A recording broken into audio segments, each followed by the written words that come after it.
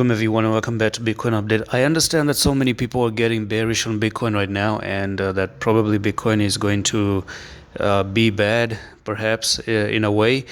And I've been saying this for quite a long time, that when I look at the altcoins, I've told you back to back for so many days now, almost 2 weeks, that when I look at altcoins, it feels like Bitcoin doesn't want to drop, and that's exactly what is happening. So a lot of people are going to say, like, yeah, head and shoulders inverted. So does that mean that the head and shoulder is destroyed now all of a sudden? Because if you look at it that way, this is like your left shoulder head and the right shoulder. Now you've actually crossed the neckline once again. It seems like you're back testing. Oh no, so what happened here? What is going on? I thought we had a head and shoulders and we're going to go down to $24,000, but what is going on?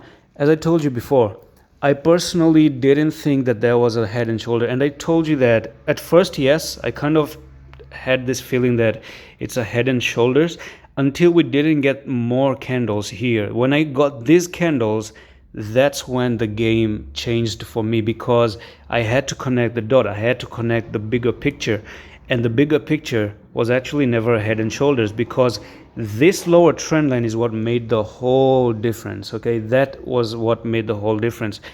Now zoom in here and you're going to see that you got one touch, second touch, third one, fourth one. All of these are touches that are actually holding support, and if you're holding support like this, then it's not a head and shoulders, something different. It's completely something different. It seems like it was almost a falling wedge here. Look, this is a falling wedge, and now that you're breaking out of it, I need to see it back testing, and then you go back up like this. And that's exactly what I've been telling you again and again, that I think personally Bitcoin is looking to go back up.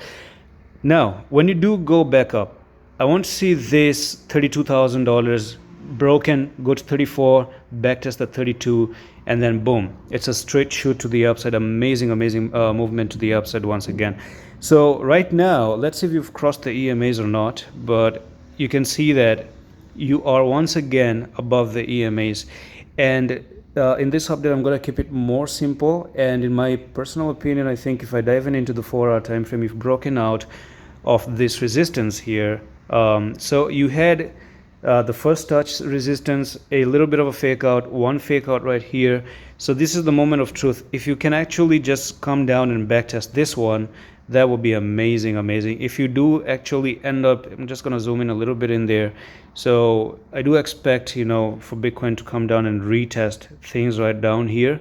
You retest them and then you're good to go to the upside. Now another thing is that equally you do have a double bottom right here. Okay, that's a double bottom. That's a reversal sign to the upside. So one thing I can tell you is that if Bitcoin does actually end up coming here now to the double bottom sector, that's going to be bad, because you are going to be failing the retest right there, and you're going to come inside the triangle, you're going to lose the double bottom, and then you probably from there onwards you might fail. So the measuring stick right now is the double bottom for me. So 25,774 is crucial price level for Bitcoin not to lose, and if you lose this, you're going to be fading away. Now let's see what happens. Let's hope the retest does actually get successful. And that's it for this update. I'm going to see you in the next one. Allah Hafiz.